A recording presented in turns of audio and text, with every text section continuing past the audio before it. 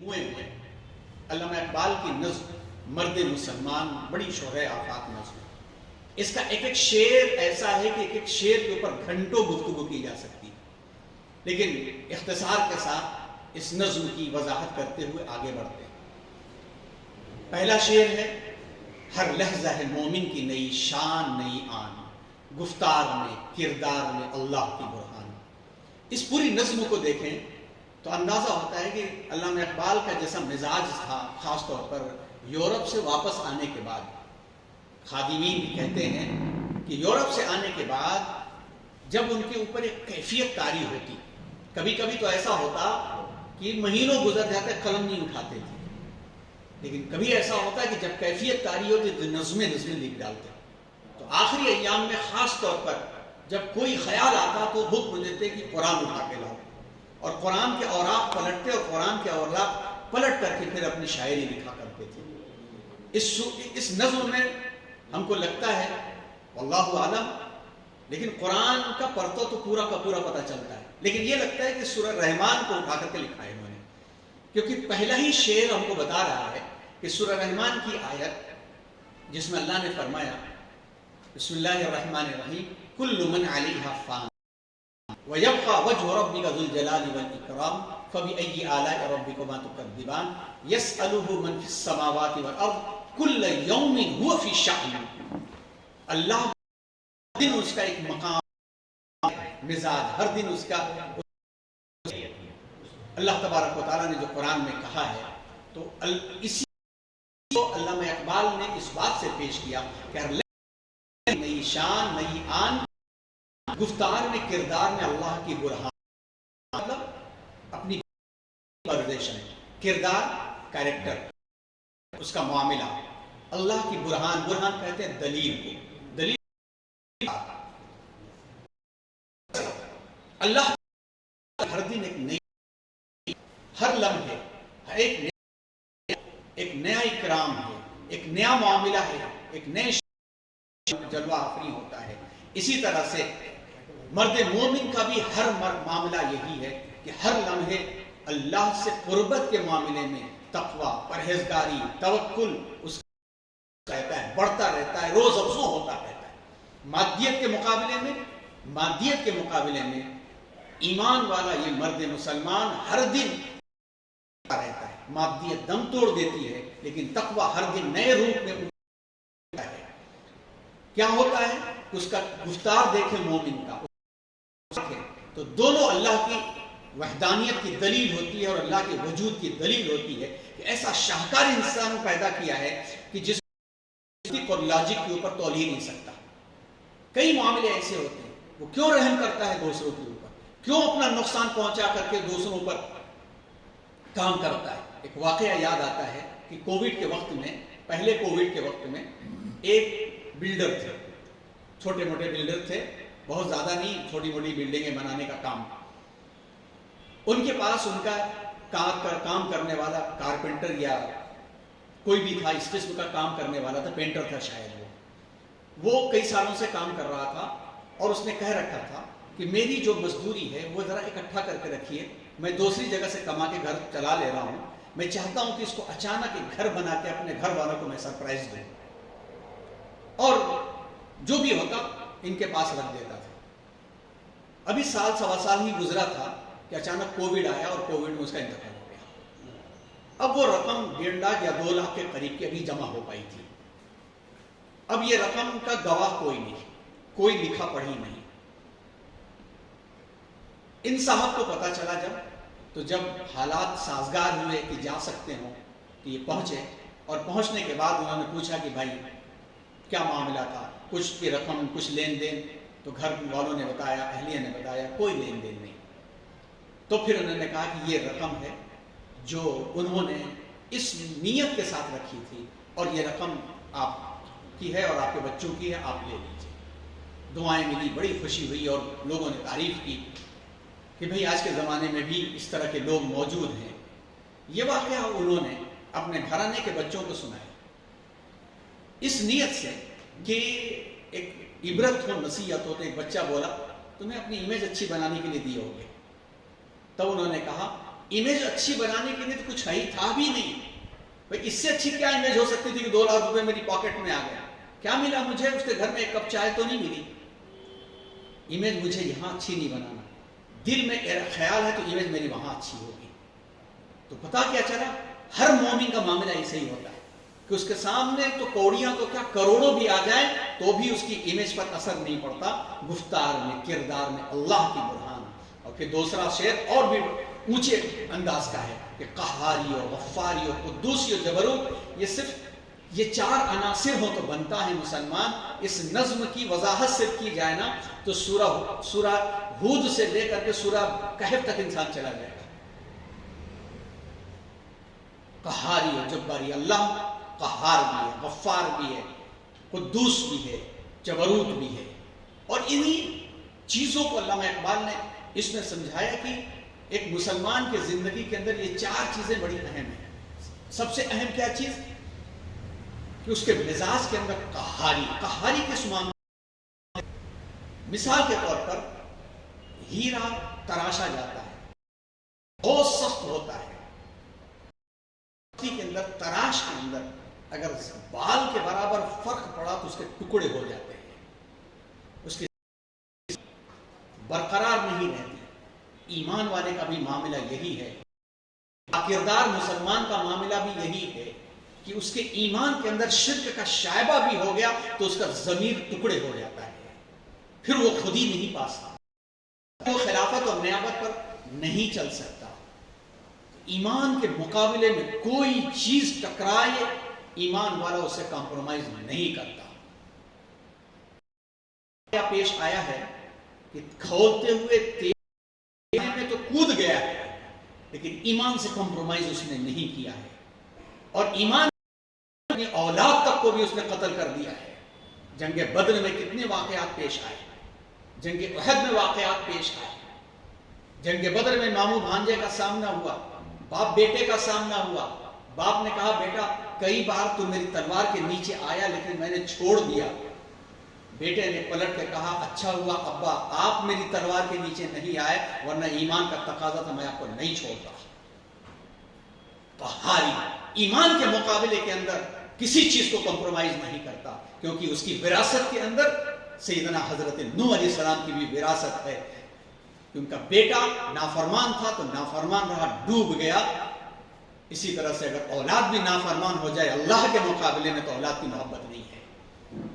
غفاری بھی، لیکن ایسا نہیں ہے کہ وہ صرف قہار ہے، دوسرا عنصر غفار ہے کہ جو اللہ کا فرما بردار ہے، جو اللہ کو ماننے والا ہے، چاہے وہ دوست ہو، چاہے وہ کوئی ہو، گھر والے ہو، تو حسن سلوک، رحم کے ساتھ خطاؤں کو درگزر کرنا اور دشمن پر بھی غلبہ پانے کے بعد معاف کر دینا، یہ بھی مزاج اس کا ہوتا ہے۔ اس کی سب سے بڑی مثال، کیونکہ مرد مومن سیدنا حضرت علی رضی اللہ تعالیٰ عنہ کا بھی وارث ہے، اور اس سے بڑی مثال پیش نہیں کی جا سکتی۔ سیدنا حضرت علی رضی اللہ تعالیٰ عنہ نے دشمن خدا کو زیر کیا، اس کے سینے پہ سوار ہو گئے دشمن خدا پر کہ اگر وہ ان کو پٹک دیتا تو ان کو قتل کر دیتا۔ حضرت علی اس کے سینے پر سوار ہو گئے اور اس کو قتل کرنے کے لیے ہاتھ اٹھایا، اس نے غصے سے حضرت علی کے منہ پہ تھوک دیا۔ عام انسان تو کیا دنیا کا سب سے بڑا انسان بھی کوئی لا کر کے دکھائے کہ ایک تو غصے کا عالم دشمن کے سینے کے اوپر اس پر مرتا ہوا شخص تھوکے تو اس کے 1-2 چاقو نہیں مارے گا، اس وقت تک باز نہیں آئے گا جب تک کہ اس کے ٹکڑے نہ کر لے۔ لیکن یہ ہے غفاری مسلمان کی کہ حضرت سیدنا علی رضی اللہ تعالیٰ عنہ جو اس کی گردن کاٹنے جا رہے تھے، اس کا تھوک چہرے پر پڑتے ہی اٹھ گئے اور چپ چاپ چل دیے۔ وہ موت مرتا تھوڑی دیر تو حیران ہکا بکا رہا، پھر پیچھے دوڑا، بھائی یہ کیا معاملہ ہے؟ حضرت سیدنا علی نے کہا پہلے میں تجھے اللہ کے لیے قتل کر رہا تھا، تو نے میرے چہرے پر تھوک دیا، میرا غصہ شامل ہو گیا، اب میں قتل کرتا تو میں اپنے انانیت کے لیے قتل کرتا، اس لیے میں تیرے اس پر سے اٹھایا کہ مجھے یہ برداشت نہیں ہے، معاف کر دیا۔ وہ پیروں پڑ گیا اور اس کے بعد پھر ادھر کہاں دشمن خدا باقی رہتا، وہ تو اللہ کا فرما بردار بن گیا۔ تو مومن کا بھی یہی معاملہ ہے، کاش یہ قہاری تو ہمارے پاس موجود ہے، اور قہاری کہاں تک موجود ہو گئی ہے؟ دشمنوں کے پیچھے تو چاپلوسی کے ساتھ ساتھ پھرتے ہیں، نہیں بھائی وقت کا تقاضا ہے، نہیں بھائی وقت کا تقاضا ہے، اور اپنوں کے ساتھ تھوڑا سا معاملہ آ گیا، تھوڑا سا مسلک کا معاملہ پیش آ گیا تو مسجدیں کیسے کیسے الگ ہو رہی ہیں ہم جان رہے ہیں۔ دوسروں کو پیسہ کھلا کر کے مسجدیں قبضہ کر لی جائے چلے گا، دوسروں کی چاپلوسی حرام کھلانا وہ بھی چلے گا، رشوتیں چلیں گی، لیکن ہماری انانیت مضبوط ہونی چاہیے۔ الٹا ہو گیا معاملہ، جیسا اللہ تبارک و تعالیٰ نے تو کہا تھا کہ میرے دشمنوں پہ سخت ہوں گے، میرے دوستوں پہ نرم ہوں گے، ہمارا حال یہ ہے اللہ کے دوستوں پہ ہم سخت ہو گئے، اللہ کے دشمنوں کے چاپلوس بن گئے۔ تو ظاہر سی بات ہے کہ عناصر ترکیبی جب پلٹتا ہے تو کچھ کا کچھ بن جاتا ہے۔ سائنس کے ماہرین جانتے ہیں کہ جو ترکیبی عناصر ہے وہ الٹا ہو گیا تو کیا ہو جائے گا، تباہی آ جائے گی۔ تو قہاری ہو، جباری ہو، قدوسی ہو، جبروت ہو۔ تیسرا عنصر ہے قدوسی۔ ایک تو القدس اللہ کی صفتوں میں سے ایک صفت ہے، لیکن اللہ تعالیٰ کی صفت پر جو مخلوق ہے وہ فرشتوں کی مخلوق ہے۔ روح القدس حضرت جبریل امین علیہ السلام کو کہا جاتا ہے۔ قدس کس کو کہا جاتا ہے؟ القدس جس کو کہا جاتا ہے، سیرت کو کہا جاتا ہے، کردار کو کہا جاتا ہے، پاکیزگی کو کہا جاتا ہے۔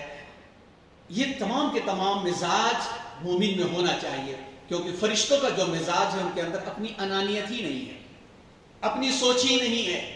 وَيَفْعَلُونَ مَا يُؤْمَرُونَ، اللہ نے جو کہہ دیا اس کو کر گزرتے ہیں وہ۔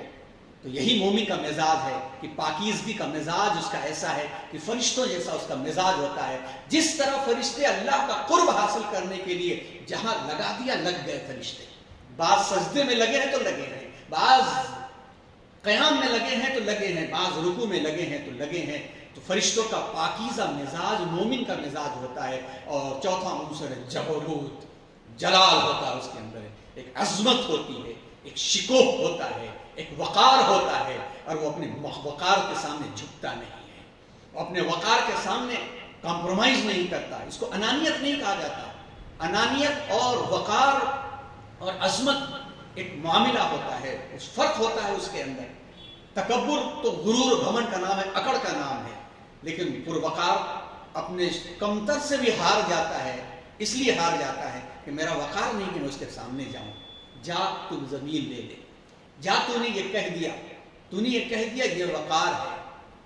مثال کے طور پر ایک واقعہ یاد آیا، ہمارے بڑوں میں سے، ہمارے والد کے بڑوں میں سے جن کو دادا کہا کرتے تھے، والد کی دادی کے بھائی تھے، وہ ان بڑے اللہ والے تھے، ڈاک محکمے میں کام کرتے تھے اور بہت نیک صفت انسان تھے۔ والد کی پرورش کرنے میں کافی ان کا ہاتھ رہا تھا۔ ان کی ایک زمین تھی، اس زمین پر کسی غیر مسلم نے قبضہ کر رکھا تھا۔ بار بار کورٹ کچہری جانا پڑتا، نوٹس دینے کے لیے جاتے، بڑی آناکانی کرتا تھا۔ ایک بار اس نے کچھ غلط جملہ بول دیا تو جبروتیت جس کو کہا جاتا ہے، ان کی عظمت زمین کو ٹھیس پہنچی اور انہوں نے پیپر اس کے منہ پہ مار دیا، جا تو لے جا، اب میں واپس نہیں آتا، اور کہہ کر کے اتنی بڑی زمین چھوڑ کر کے چلے گئے۔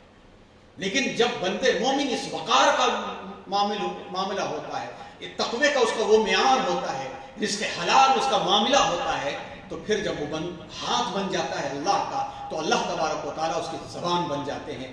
اور یہ واقعہ معروف اور مشہور ہے۔ بالکل ایک واسطے سے والد محترم سے ہم نے سنا کہ ابھی روڈ پر پہنچے ہی تھے کہ وہ پیٹ پکڑ کے تڑپنے لگا، لوگ سمجھ گئے ان کا ہاتھ پیر جوڑا، لیکن انہوں نے کہا کہ میں نہیں جاؤں گا، اس کے دروازے پر نہیں جاؤں گا، اور تڑپ تڑپ کے مر گیا۔ تو بندے مومن وقار کا معاملہ ہے کہ اپنے وقار کے سامنے، اپنی عزت نفس کے سامنے، وہ جس کو کہا جاتا ہے کہ نیچ پن پہ کبھی نہیں آتا، چھوٹے جس کو کاموں پر نہیں جاتا۔ تو قہاری ہو، غفاری ہو، قدوسی ہو، جبروت، یہ چار عناصر ہو تو بنتا ہے مسلمان۔ ذرا ہم غور کریں کہ اگر اس میں دیکھیں گے تو شاید ایک کونے میں قاف میں بھی ہم نظر نہ آئیں، قہر میں تو نظر آئیں گے، اینٹ کا جواب پتھر سے اور پتھر کا جواب اینٹ سے، لوہے سے، سب دے لیں گے، لیکن ان چاروں میں کہیں نظر نہیں آتے۔ جب یہ بندہ بنتا ہے تو پھر آگے کا شعر دیکھیے، ہمسائے جبریل امی بندے خاکی۔ قہاری اس معاملے کے اندر اللہ کا خلاف ہے تو تو میرا بیٹا نہیں، تو میری بیوی نہیں، تو میری ماں نہیں۔ اللہ کے مطابق ہے، گلے لگا لوں گا تجھے، چاہے تو نے کتنا بھی میرا نقصان کیا ہو۔ اور قدوسیت تقوی کا معاملہ یہ ہے کہ سوچ اور مزاج میں اللہ کے مزاج کے علاوہ کچھ بھی نہیں، عشق رسول کے علاوہ کچھ بھی نہیں، تو ہمسائے جبریل امی بندے خاکی ہے اس کا نشیمن نہ بخارا نہ بدخشان، کیا تعبیر لے کر کے آئے ہیں. جڑ توڑ دی علامہ اقبال نے اس شعر کے ذریعے سے ہم جیسے لوگوں کے خراب دلوں کی. نیچے والا شعر پہلے سمجھیے، اوپر والا نیچے والا مصرع پہلے سمجھیے، اوپر والا بعد میں. ہے اس کا نشیمن نہ بخارا نہ بدخشان. ہم تقوی والے تو بن جاتے ہیں، تسبیح والے بھی ماشاءاللہ بن جاتے ہیں، تہجد گزار بھی بن جاتے ہیں، لیکن کہیں کہیں ایسا موڑ آتا ہے، کیا جی انہیں باہر والا کیا کر رہا ہے، انہیں آ کر کے ہم نے اندر والا ہونا، کیا انہیں باہر والے. ارے بھائی پوری انسانیت باہر والی ہے، تم بھی باہر سے آئے ہو، تمہارے ابا بھی باہر سے آئے تھے، حضرت آدم علیہ السلام. اللہ کے رسول صلی اللہ علیہ وسلم نے اس کو ایسی جاہلیت قرار دیا ہے کہ یہ جاہلیت اسلام کے خلاف ہے، جس کو عصبیت کہا جاتا ہے. ان اللہ قد اذهب عنکم حبیۃ الجاہلیہ وفخرها بالآباء. تمہارے بابا، میرے بابا دیکھو، ہمارے علاقے دیکھو، میرا بہت خطرناک عنصر ہے جو سب میں گھسا ہوا ہے، کوئی اس سے خالی نہیں ہے. جو اس سے خالی ہے یقیناً تقوی کے بہت اعلیٰ معیار کے اوپر ہے. بہت بڑا انعام ہے آج ہر اس شخص کے اوپر جس کو اللہ تبارک و تعالیٰ نے یہ مقام عطا فرمایا ہے. دل کے اندر عصبیت اس کے اندر نہیں ہے تو اس سے بڑا مومن نہیں ہو سکتا کوئی اس زمانے میں خاص طور پر. ہم ذرا غور کریں، صحابہ کرام باہر سے آئے تھے، they were refugees، وہ جلا وطن تھے، ریفیوجی تھے. مدینے والے تو کہتے کہ یہ باہر والے آ کے مدینے کا ماحول خراب کر رہے ہیں، ہمارا مارکیٹ گرا ڈالے انہوں، یہ باہر والے آئے تو ریٹ بڑھ گیا. یہی سب تو کہنا چاہیے تھا مدینے کے لوگوں کو. اور مدینے کے لوگ کہتے کہ احد کے پہاڑ کے پیچھے اپنی بستی بناؤ، اندر ہمارے محلے میں آؤ نہ کو. لیکن کیا ہوا، مدینے کے لوگوں کو حضور نے کہا بھائی بنا لو، تو انہوں نے کیسا بھائی بنایا، دنیا اس کی مثال نہیں پیش کر سکتی. کوئی کمرہ تو دے سکتا ہے لیکن اپنی محبوب بیوی کو دینے کا وعدہ نہیں کر سکتا. ایسا ہوا کہ نہیں ہوا؟ لیکن ایسا تھا نہیں تھا کہ وہ بھی لپک کے لے لیتے. انہوں نے بھی کہا مبارک ہو، آپ کی اہلیہ آپ کو مبارک ہو، مجھے نہیں چاہیے، آپ مجھے ذرا گھر دے دیجئے، بازار کا پتہ بتا دیجئے. اور پھر ہوا کیا، جب باہر والوں کا تاجر تھے، ان کا دماغ، مدینے کے لوگوں کی محنت، رسول صلی اللہ علیہ وسلم کی صدق و امانت ملی، تو 6 سال ہوتے ہوتے مدینے کا بازار یہود کے بازار سے بہتر ہو گیا. دنیا کے اندر یہ قائد بن گئے. علامہ اقبال اسی مرد مومن کو کہتے ہیں کہ ہمسائے جبریل امی بندے خاکی. ایک تو قہاری ہے، غفاری ہے، قدوسیت ہے، جبروتیت ہے. پھر وہ کسی کو اندر و باہر کا تصور نہیں کرتا. یہ ادارہ والا، وہ ادارے والے، وہ مسلک والے، وہ علاقے والے، وہ جب سب کو ایک اپنا سمجھتا ہے، کیونکہ جانتا ہے بندے مومن اس بات کو جانتا ہے کہ الخلق عیال اللہ، پوری کی پوری انسانیت اللہ کا ہی کنبہ ہے، اللہ کی مخلوق ہے.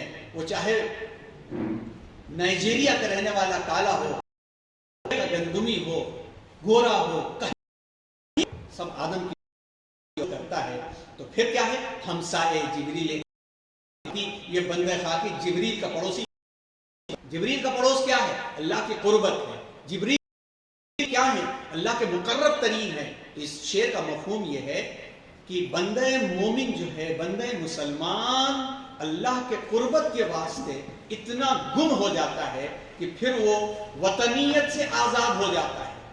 وطن سے محبت تو کرتا ہے، وطن پرست نہیں ہو سکتا کہ وطن کو خدا بنا لے، نہیں کر سکتا. وہ اس کے لیے باؤنڈری کی حدیں ہو سکتا ہے کہ حفاظتوں کے معاملے کے اندر، قابو رکھنے کے معاملے کے اندر، ترقی کے معاملے میں تو بن جائیں، لیکن سرحدیں جو اس کے لیے علاقے کے لیے نہیں ہیں. اور پھر سے ایک بار دیکھیے، پھر یہ شعر ہر لہجہ ہے جان نئی آن، گفتار میں کردار برہان، قہاری و غفاری و قدوسی و جبروت، یہ 4 عناصر ہو تو بنتا ہے مسلمان. ہمسایہ جبریل امی بندہ خاکی ہے اس کا نشیمن نہ بخارا نہ بدخشان. یہ راز کسی کو نہیں معلوم کہ مومن. کیا بات ہے بھائی، اگر اسی پر بات کہی جائے تو شاید ساری رات گزر جائے، بات پوری نہ ہو.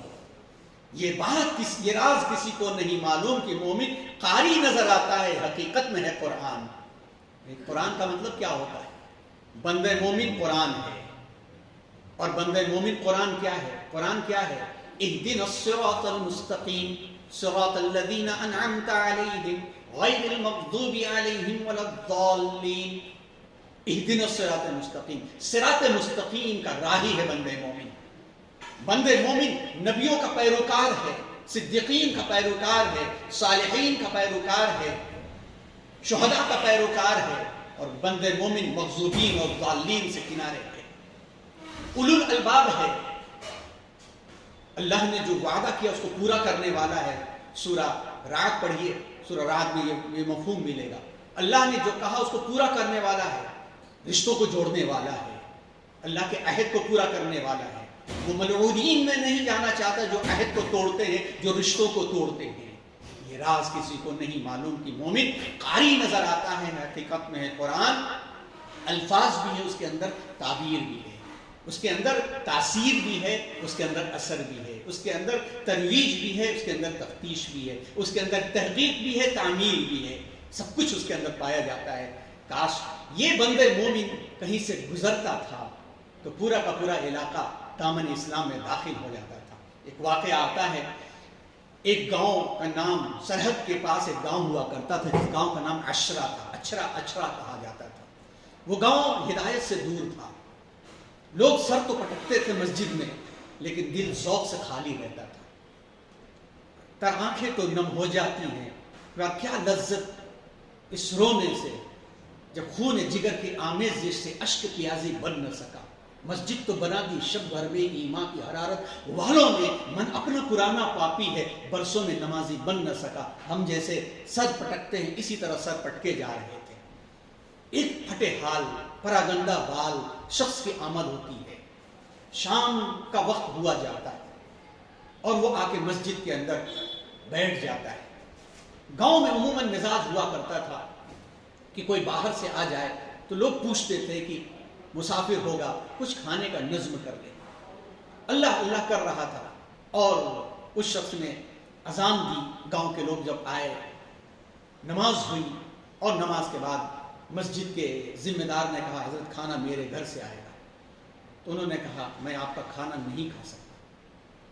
क्यों नहीं खा सकते?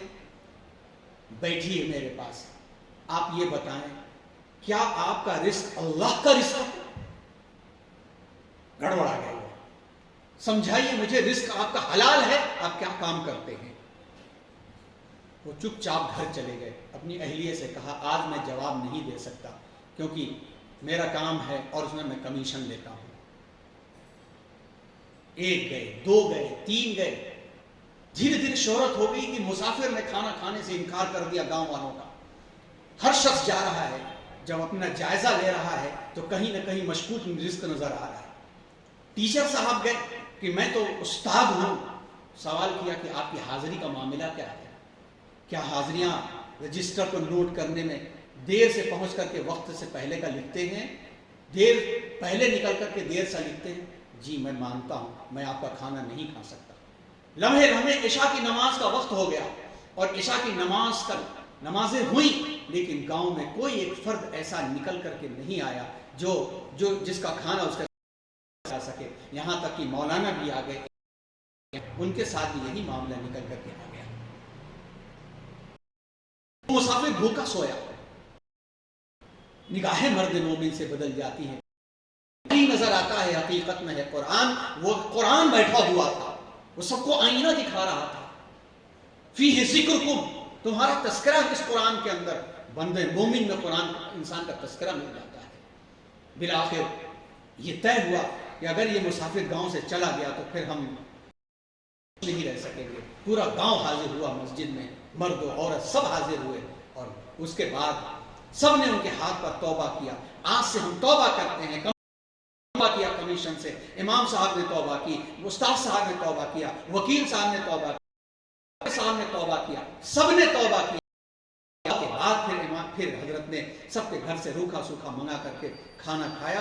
उस दिन उस गांव की ईद थी और वो सुबह जब सारे के सारे लोग अपने घर गए कि कल से नई जिंदगी का आगाज करेंगे और भरी मस्जिद भर गई फजर के वक्त में, सब नजर आए मगर वो बंदे मोमिन नजर, वो अपनी राह चल पड़ा। कारी नजर में है कुरान, इन्नका लअला खुलुकिन अज़ीम। ऐ नबी आला नमूना है। फसतुब बिअय्यिकुमुल मफ्तून। कह रहे हैं लोग ना कि ये दीवाने हैं, ये पाठ के लिए हुजूर को कहते सिर्फ देखते रहिए। ان کو دیکھتے رہیے. ہم بھی مفتون, کون دیوانہ ہے, کون پاگل ہے. ہاں, فلا تطع المکذبین, ان ہیٹرز کو, ان نافرمانوں کو, ان ملعونوں کی چاپلوسی کر کے ان کے پارٹی میں مت شامل ہو جائیے گا. فلا تطع المکذبین, جھٹوں کے ساتھ مت رہیے گا. ولا تطع كل حلاف مہین ہماز مشاء بنمیم. قرآن پڑھتے جائیے, قاری نظر آتا ہے. حقیقت میں ہے قرآن قدرت کے مقاصد کا عیار, اس کے ارادے. یہ معیار سے عیار ہے, عیار نہیں ہے. یہ شعری تقاضے کے تحت علامہ اقبال نے میم ہٹا دیا یہاں پہ. قدرت کے مقاصد کا عیار, معیار یعنی ایک معیار کہتے ہیں مقام کو, ایکولیٹی کو, کسوٹی کو کہتے ہیں. قدرت کے مقاصد کا عیار, اس کے ارادے. مومن جو سوچتا ہے وہ کسوٹی ہے ایک, دنیا میں بھی میزان, قیامت میں بھی میزان. دنیا میں بھی دیکھا جائے تو جس طرح سے بندے مومن زندگی گزارتا ہے اس طرح سے لوگ زندگی گزارتے ہیں. اور یہ مثالیں تھی ہمارے زمانے میں, آج بھی مل جائیں گی لیکن خال خال ملیں گی. یہ لوگ کہتے تھے مسلمان ہے, کچھ کر سکتا ہے, جھوٹ نہیں بول سکتا. مسلمان ہے, چھوڑ جاؤ اپنی بیوی بچوں کو اس کے ساتھ, اپنی جان دے دے گا, نظر نہیں اٹھا کر کے دیکھے گا. یہ تھا مسلمان.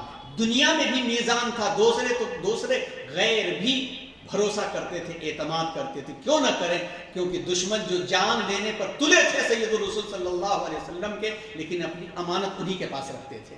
آخر میں بھی اپنی امانت انہی کے پاس رکھا تھا. تو دنیا میں بھی میزان اور قیامت میں بھی میزان کہ اللہ کے سامنے جانے سے پہلے بلا لیا جائے گا. وہ کہاں بلا لیا جائے گا؟ کوئی عرش الہی کے سائے میں بلایا جائے گا, کوئی کہیں بلایا جائے گا, آرام کے ساتھ ہوگا, جس سے جگر لعل میں ٹھنڈک ہو. شبنم, باغ سونا پڑا ہوا ہے, سوکھا پڑا ہوا ہے, پتے بکھرے ہوئے ہیں, اچانک فہار پڑتی ہے, باغ لہلہا اٹھتا ہے, ٹھنڈک آ جاتی ہے. تو مومن مسلمان کون ہے؟ جس سے جگر لالا, شبنم, باغ, چمن, غنچہ, باغ کو کہا جاتا ہے جگر لالا. جس سے جگر لالا میں ٹھنڈک ہو وہ شبنم.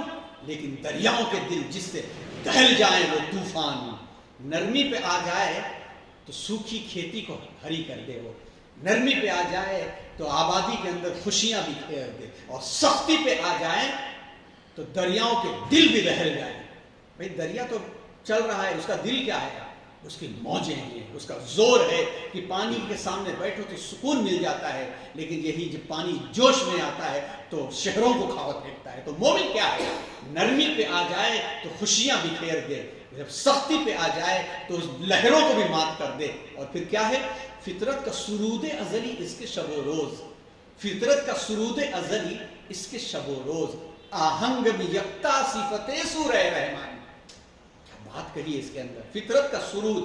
سرود کیا ہے؟ نغمہ, نغمگی. فطرت کا سرود ازلی اس کے شب و روز. ازل سے جو اس کو نغمہ دیا گیا ہے اس کا مزاج ہے. کیا نغمہ دیا گیا ہے؟ انسانوں میں جا رہے ہو, انسانیت کو مجھ سے جوڑنا, جو وعدہ کیا ہے نبھا کر کے آنا. اس وعدے کو نبھانے کے لیے کیا کرنا؟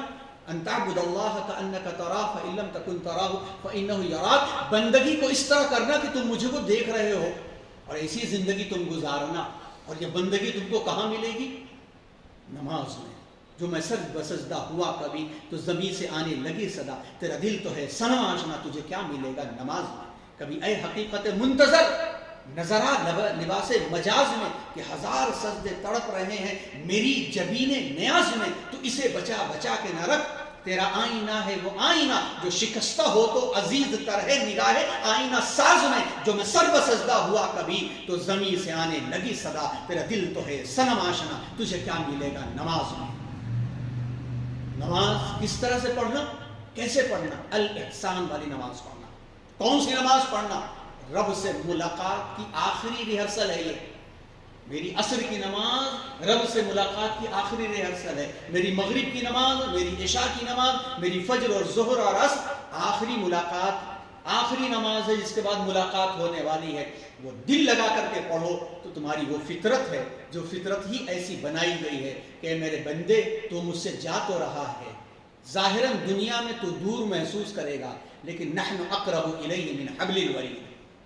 ادعونی استجب لکم, مجھے تمہاری پکار انتظار کا جواب دینے کے انتظار میں بیٹھ رہتا ہوں، اور تم مجھ سے تو کہاں ملو گے؟ تم سر کو سجدے میں جھکاؤ ایک بار، ایک سجدہ جسے سمجھتا ہے، وہ ایک سجدہ جسے تو گہرا سمجھتا ہے، 1000 سجدوں سے دیتا ہے آدمی کو نجات۔ یہاں جھکے، وہاں جھکے، وہاں جھکے، جھک جا یہاں پر، تو پھر کیا مل جائے گا تجھے؟ فطرت کا سرود ازلی، اس کے شب و روز۔ کیا مفہوم نکل کر کے آیا؟ ایک تو وہ وعدہ، اس وعدے کو مومن کا شب و روز کیسا گزرتا ہے؟ 5 وقت کی نماز کا ایسا سائیکل ہے کہ چلتا جا رہا ہے، رب تک ہم چلے جا رہے ہیں، چلے جا رہے ہیں، چلے جا رہے ہیں، اور اسی کس ساز کے ساتھ؟ انی وجہت وجہی للذی فطر السماوات والارض سبحانک اللہم وبحمدک وتبارک اسمک وتعالی جدک ولا الہ غیرک الحمد للہ رب العالمین التحیات للہ والصلوات والطیبات اللہم انی ظلمت نفسی ظلما کثیرا۔ چلے جا رہے ہیں، چلے جا رہے ہیں، یہی تو ساز ہے ہمارا۔ کیونکہ یہ ساز ہوگا تو سورہ یونس کی آیت نمبر 10 پڑھ لیجئے، جہاں پر کہا گیا ہے کہ رب جب بندوں سے مخاطب ہوں گے سارے معاملات کو خالی کرنے کے بعد، اے میرے بندوں کیسا پایا؟ تو وہ آخر ان کا جو جملہ ہوگا سبحانک اللہم و تحیتہم السلام و آخر دعواہم ان الحمد للہ رب العالمین۔ رب سے بندے کی ملاقات کی کیفیت کو بیان کیا گیا ہے کہ اللہ جب پوچھیں گے کہ اے میرے بندوں تم نے کیا پایا، تو پھر کہیں گے سبحانک اللہم سبحانک اللہم، اور فرشتے تحیتہم سلام سلام سلام سلام، اور آخری جو دعا ہوگی، آخری جو تمنا ہوگی، وآخر دعواہم ان الحمد للہ رب العالمین۔ نغمہ، یہ ہے وہ راگ، یہ ہے وہ سرود سبحانک اللہم جو نماز میں الحمدللہ رب العالمین السلام السلام السلام السلام۔ بنتے ہیں میری کارگاہ فکر میں انجم، لے اپنے مقدر کے ستارے کو تو پہچان، اور پہنچتے ہیں آخری شعر کے اوپر، بنتے ہیں میری کارگاہ انجم، بنتے ہیں میری کارگاہ۔ علامہ کہتے ہیں میری جو شاعری ہے نا، میری شاعری کو کم مت سمجھو، میری شاعری یہ میرا ورکشاپ ہے، میری ورکشاپ کے اندر صرف یہ عورتوں کے زلفوں کے شکار اشعار نہیں بنتے، اعصاب کے اوپر یہ چیزیں شامل نہیں ہوتی، انجم ستارے بنتے ہیں۔ ایک بھی ستارہ لے اور اپنے مقدر کو تو پہچان لے، کیونکہ میرا کلام قرآن کی تعبیر ہے، کلام تفسیر ہے، تشریح ہے۔ ایک کلام کو بھی لے لے، میری کارگاہ فکر میں انجم، میری جو فکر ہے نا، ستارے بنے ہوئے ہیں، لے اپنے مقدر کے ستارے کو تو پہچان۔ ایک تو لے لے تو اپنے مقدر کے ستارے کو تو پہچان جائے گا۔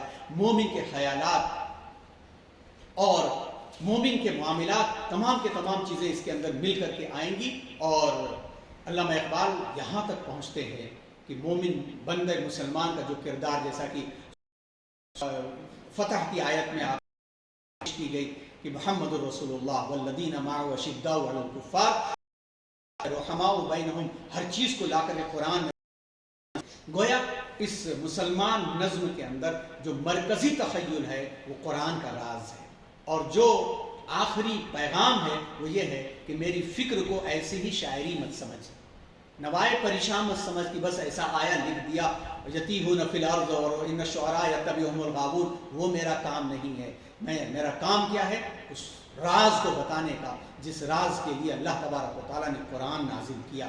یہ شعر تلامذہ تصورات، یعنی تصورات کا علم رکھنے والے شاگردوں کے لیے اور شاعرانہ رعایت کی نہایت عمدہ مثال ہے، جس سے علامہ اقبال کی قادر الکلامی ثابت ہوتی ہے کہ کلام پر کتنا پکڑ ان کی ہے۔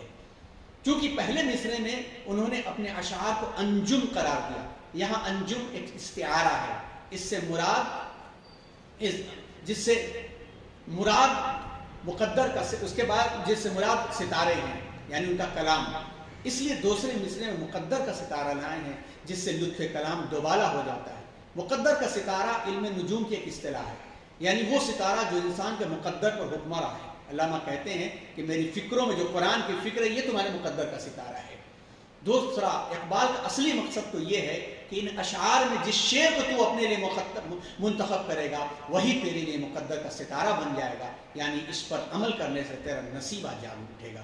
یہ ہے مرد مومن۔ اللہ تبارک و تعالیٰ اسی فکر کے ساتھ ہم سب کو عمل کرنے کی توفیق عطا فرمائے، اور علامہ اقبال کی درجات کو بلند فرمائے، اور اس فکر کو ترویج اور اشاعت کی ہم سب کے لیے راہیں ہموار فرمائے۔ اللہ جزائے خیر عطا فرمائے اعظم بیت المال اور اس کے ذمہ داران کو، جنہوں نے اس فکر کی ترویج کے لیے کاوشیں کی، اللہ جزائے خیر عطا فرمائے، پوری جماعت اور پوری ٹیم کو اللہ تبارک و تعالیٰ سب کے حال میں شرکاء کو سبھی کے اوپر فضل کا معاملہ فرمائے، آمین۔ وآخر دعوانا الحمدللہ رب العالمین، سبحان اللہ وبحمدہ، سبحانک اللہم وبحمدک، ونشہد ان لا الہ الا انت نستغفرک ونتوب الیک، سبحان ربک رب العزۃ عما یصفون، وسلام علی المرسلین، والحمد للہ رب العالمین۔